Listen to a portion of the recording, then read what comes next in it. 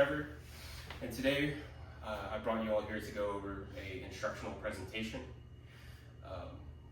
Today is going to be about blacksmithing, or more specifically, how to create a knife using blacksmithing.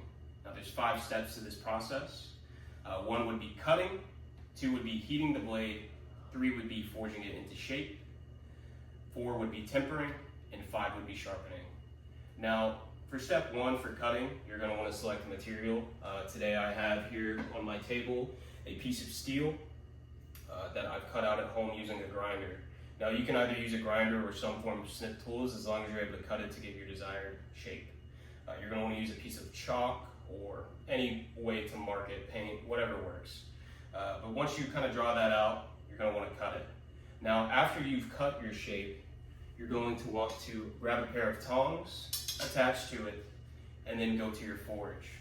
Now, there was an article I read from Hodgkins made in 2020, and basically he went over how you can use a car rim to act as your forge. As long as you set it up in place and get it hot, the rim kind of acts as ventilation to heat up your material. There are propane kits on Amazon, but if you're kind of looking for a cheaper route and you want to try this out, car rim works. Now, once you heat up your metal, you're going to want to put it into the forge. It'll heat up, it'll get bright red.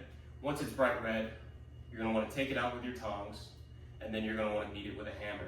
Now, there was another article that I read from Arts made in 2022, and basically he said when you're hammering, it's a series of blows, either hard or soft, or it can be a combination of both.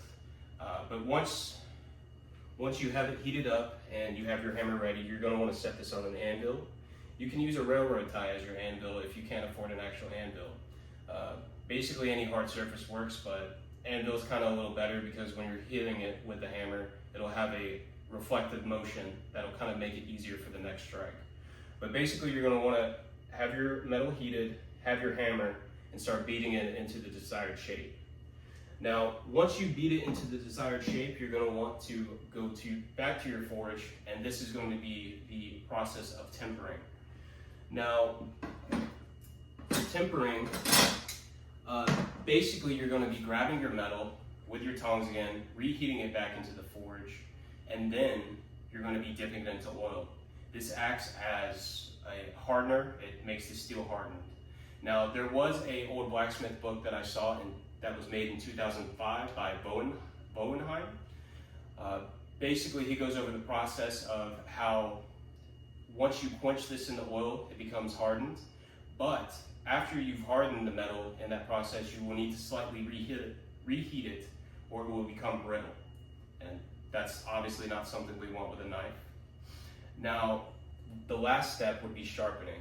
So you're going to want to grab your piece of metal, and typically every time I've sharpened a knife, I use a whetstone.